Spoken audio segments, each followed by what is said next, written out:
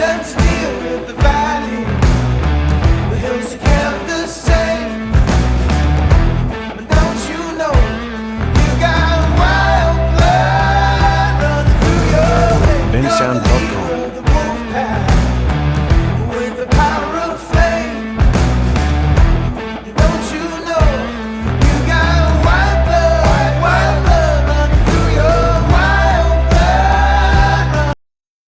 Halo, kembali lagi dengan saya Nikola Kristanto dan saya akan menjelaskan cara membentuk jati diri manusia yang solutif.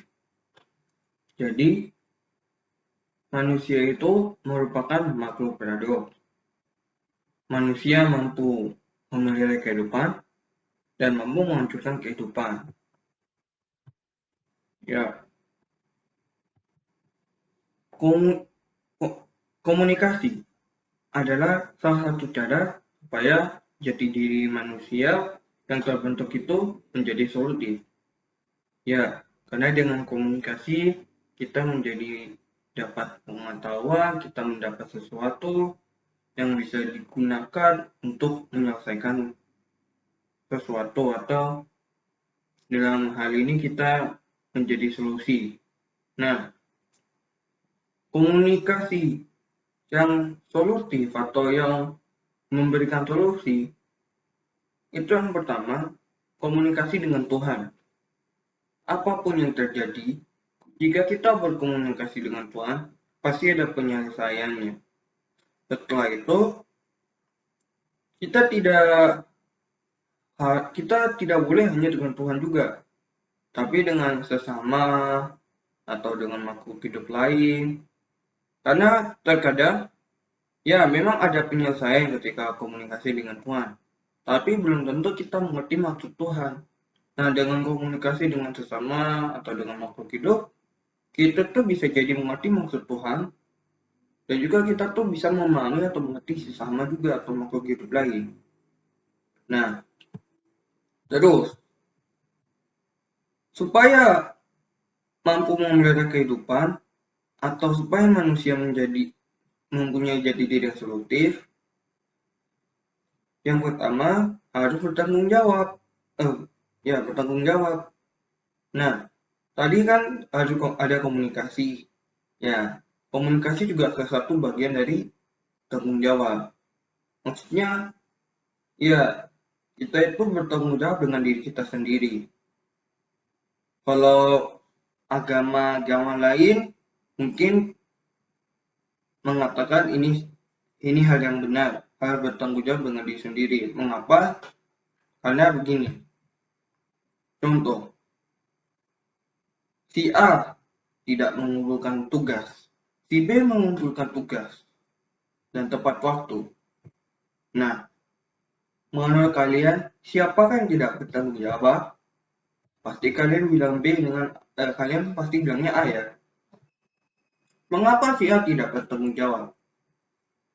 Karena begini, tugas yang diberikan oleh dosen atau dosen pembimbing atau kaprodi atau apapun atau siapapun itulah, itu tugas itu diberikan supaya kita itu memahami dan juga mengaplikasikan apa yang telah diajarkan di kelas atau apa yang sudah diberikan oleh mereka, sehingga tidak menjadi sebuah hal yang sia-sia. Nah, terus juga untuk memastikan bahwa kita nih tidak membuang-buang waktu atau menyia-nyiakan waktu.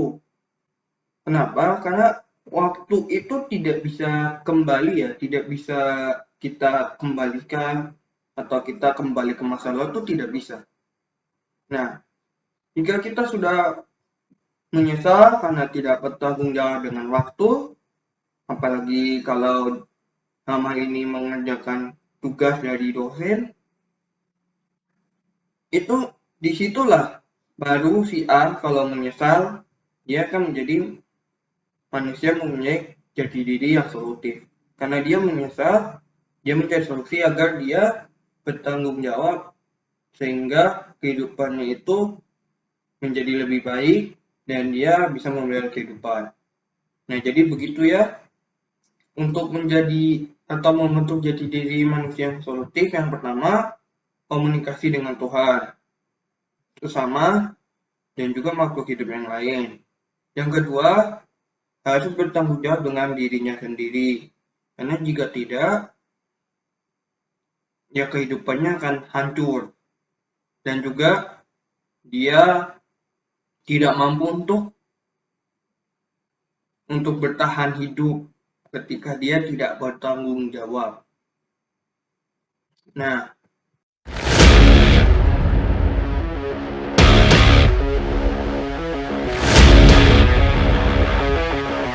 Bensound.com. sekarang saya akan menjelaskan bagaimana teisme mampu menjadi solusi bagi krisis kemanusiaan dan menjadikan dunia yang lebih baik. Ya, jadi teisme atau kepercayaan terhadap Tuhan itu mampu menjadi solusi karena apabila kita mempunyai kepercayaan apalagi terhadap Tuhan,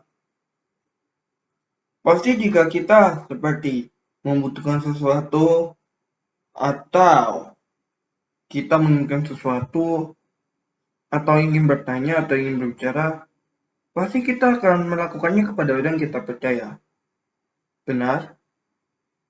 Contoh, kalau mau cerita rahasia, tidak mungkin kita cerita kok orang yang tidak kita percaya, apalagi yang kita benci. Pasti kita cerita terhadap orang yang percaya kan? Kita pasti akan cerita kepada orang yang kita benar-benar bisa percaya. Ya karena rahasia itu ya tidak untuk dibagikan. Nah, dan teisme ini juga mampu menjadi solusi bagi krisis kemanusiaan karena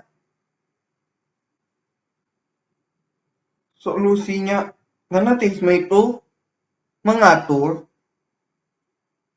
kehidupan, bukan mengatur kehidupan, tapi mengatur apa yang boleh dilakukan oleh manusia sehingga ada batasannya.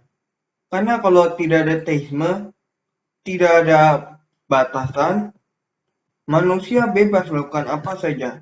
Contoh, karena ada teisme, membunuh itu dianggap perbuatan yang jahat. Bagaimana kalau tidak ada teisme? Mungkin pembunuhan, pencurian, hal-hal jahat lainnya, atau hal-hal yang harusnya tidak boleh dilakukan, itu malah hal yang biasa-biasa saja. Bahkan hal yang menjadi bagus kalau dilakukan begitu ya, kalau tidak ada teisme. Jadi supaya ada batasan, supaya kita tahu, oh ada batasnya. Karena kalau tidak ada batasan, itu semakin sulit untuk diatur. Karena semakin sulit untuk diatur, maka ya mohon maaf kalau tidak ada batasan, berarti bisa terjadi yang namanya perpecahan atau perperangan atau pertengkaran. Karena tidak ada batasan.